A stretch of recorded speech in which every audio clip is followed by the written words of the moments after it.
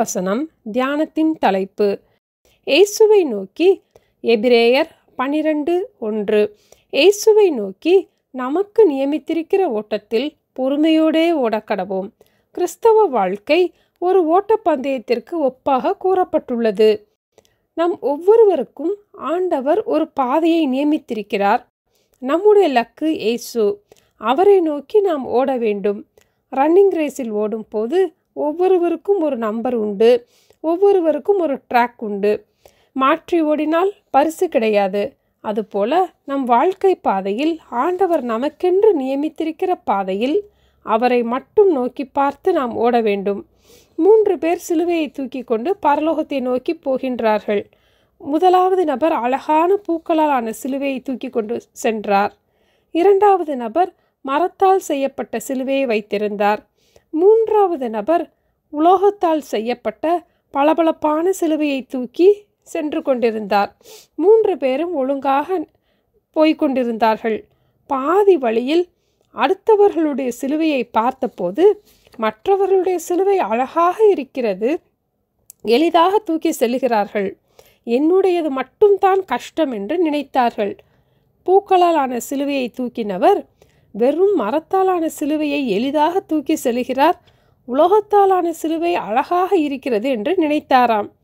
மர சிலுவையை தூக்கினவர் பூக்களாலான சிலுவை வெயிட் இல்லாமல் இருக்கும், அழகாகவும் இருக்கிறது, உலோகத்தாலான சிலுவை வெயிலில் அழகாக மினுமினுப்பாக இருக்கிறது என்று நினைத்தாராம்.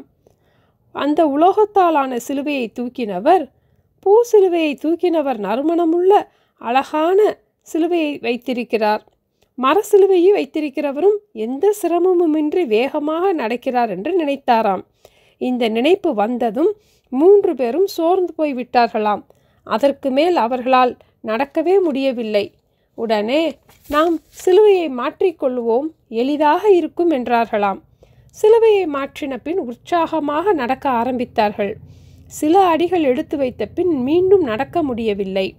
உடனே மிகவும் சோர்ந்து போய் பூக்களால் ஆன சிலுவையை முதலாவது வைத்திருந்தவர், இந்த மர சிலுவை கனமாக உள்ளது, என்னால் நடக்க முடியவில்லை, ஆதலால் எனக்கு இது வேண்டாம் என்றாராம்.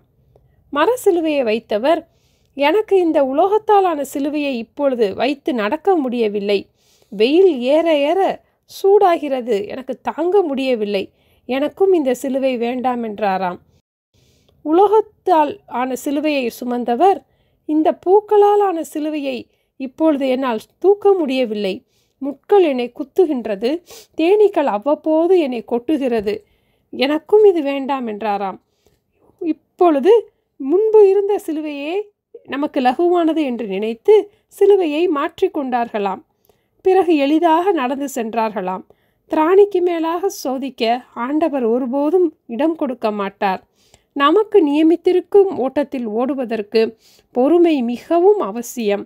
இயேசுவை மட்டும் நோக்கி பார்த்தால் பொறுமையாக நாம் ஓடலாம். மற்ற காரியங்களை நோக்கி பார்க்கும் போது நாம் பொறுமையை இழந்து விடுவோம், ஜெயமாக ஓட முடியாது.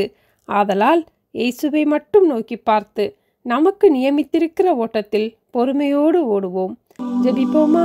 எங்களை நேசிக்கிற எங்கள் அன்பின் ஆண்டவரே, எங்களுக்கென்று நீங்கள் நியமித்திருக்கிற ஓட்டத்தில் ஓடுவதற்கு எங்களுக்கு பொறுமையை தந்து எங்களை ஆசீர்வதிங்கப்பா. ஆண்டவரே, உங்களை மாத்திரம் நாங்கள் நோக்கி பார்த்து விசுவாசத்தோடு ஓடுவதற்கு எங்களுக்கு ஞானம் பலன் தந்து எங்களை ஆசீர்வதிக்க வேண்டும் என்று இயேசுவின் நாமத்தில் ஜெபிக்கிறோம் பிதாவே. ஆமென். Thank you. Have a blessed day.